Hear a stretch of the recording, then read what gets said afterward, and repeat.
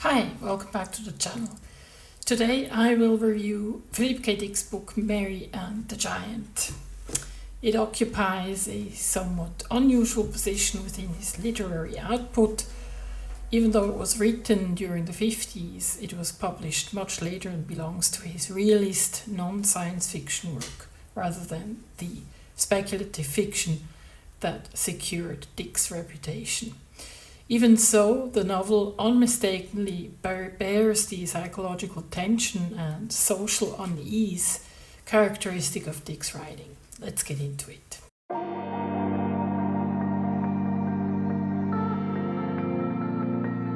The story unfolds in 1953 in Pacific Park, California, and centers on Mary Anne Reynolds, a 20-year-old woman profoundly dissatisfied with her circumstances.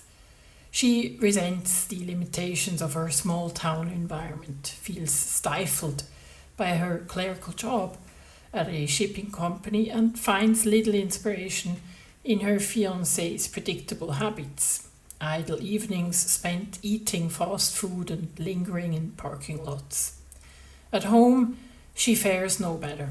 Her father behaves inappropriately towards her, and her mother offers neither protection nor emotional warmth. From the beginning, Mary is portrayed as restless and searching, driven by a vague but urgent longing for a more meaningful existence. A significant portion of the novel explores her involvement with various men who appear, at least temporarily, to offer escape or transformation. After a brief and disappointing affair with a black musician who ultimately rejects her, Mary grows close to Joseph Schilling, a 58-year-old newcomer to her town who has recently opened a record store.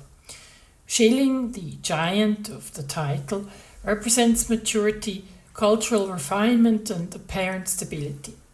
The relationship that develops between them, part romantic, part paternal and frequently uneasy, forms the emotional center of the narrative.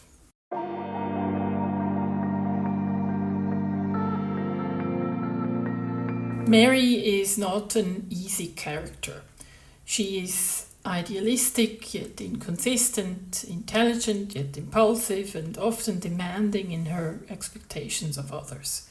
Contemporary readers may find her difficult to sympathize with. I had a very hard time with her character. Frankly, I found her annoying and plain dumb. She appeared aimless, emotionally volatile, and at times as manipulative as the men who disappointed her. Yet this complexity is one of Dick's accomplishments. Mary resists being reduced to a passive victim or a moral lesson. Her dissatisfaction stems not only from childhood trauma, but also from the broader cultural constraints of the 1950s America, where sexism and racial prejudice narrow the possibilities available to a young woman seeking autonomy and fulfillment. In a sense, Mary is unreachable. Dick describes in detail how her previous sexual encounters have left her disillusioned and unmoved. She is unable to open up to someone, and she's constantly on the run. Her character oscillates between naive submission and adolescent reactivity.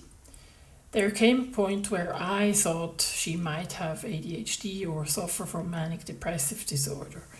Her whole life is an endless string of moody, rash and random decision making, which disappoints not only herself but everybody else, including the reader. Mary is an enigma to the people in her town. In many ways she is ahead of her time and a misfit for that precisely. She was quite a girl. Were they all that way now? A generation of oddly mature young people, more adult in some ways than he approved of, blunt, without piety, unable to find anyone or anything they could respect. And they realized they could not be fooled. They could see through sham.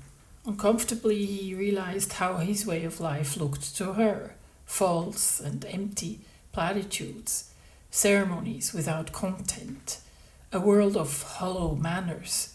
She made him feel slow and foolish. She made him feel that he had somehow fallen short, had not, in some mysterious fashion, lived up to a standard. She made him feel ashamed. Dick's depiction of mid-century social life is one of the novel's strengths. Everyday prejudice surfaces casually in moments of jealousy and resentment, revealing how normalized racial bias was within the social fabric.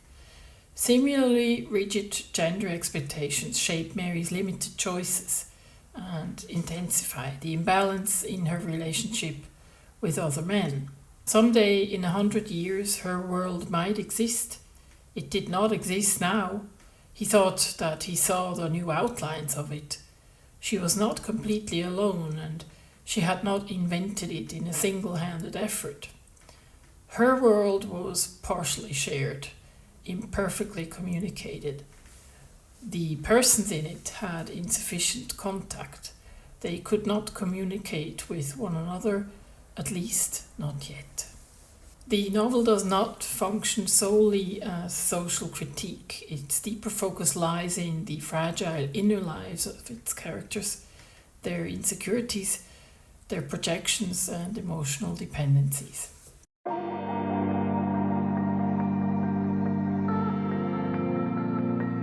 Joseph Schilling seems impressive on first impression.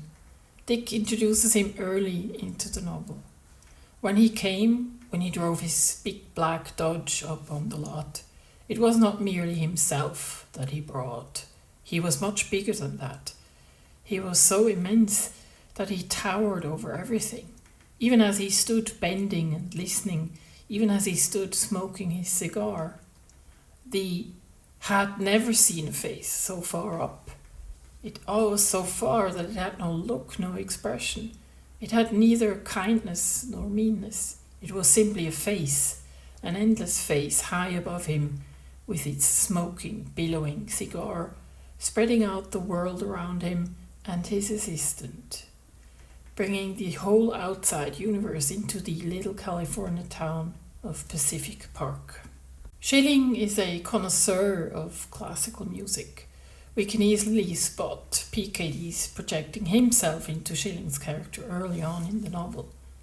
Barely arrived, he is ogling a black-haired high school girl, and we understand that spotting her is part of the reason he decides to locate in this town. Later in the novel, we understand that Schilling has a thing for young, vulnerable women, so Mary fits his predation pattern perfectly.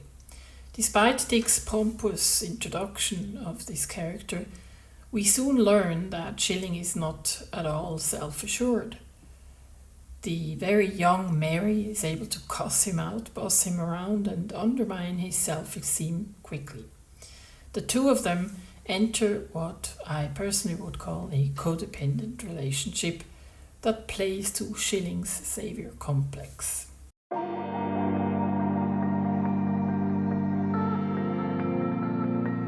The ending is both predictable and ambiguous. Mary's story culminates in motherhood, but the identity of the child's father remains uncertain. She ends up marrying Paul Nitz, who throughout the book plays a marginal sort of bystander role, undermining Mary's haphazard life decisions. Whether this development represents genuine fulfillment or simply the most stable option available within her social context is left unresolved, although I doubt she married for love. Some readers may perceive the conclusion as abrupt or insufficiently developed.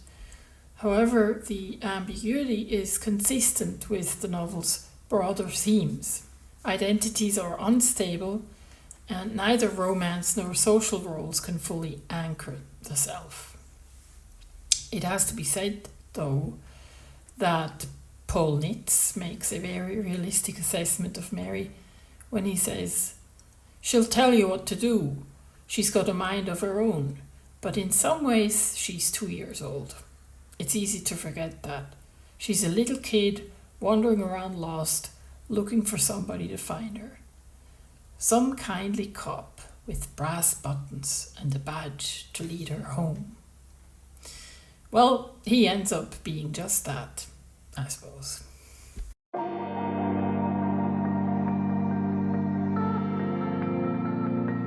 As a work of literary realism, Mary and the Giant demonstrates strong characterization and a vivid sense of time and place.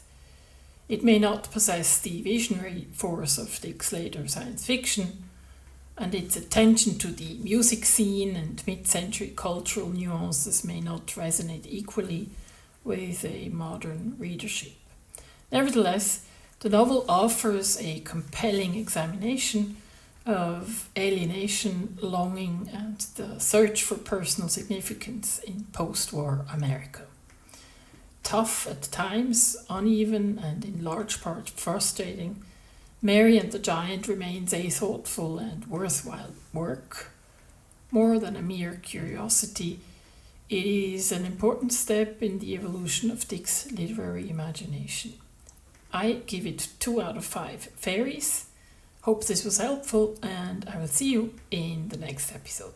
Bye-bye.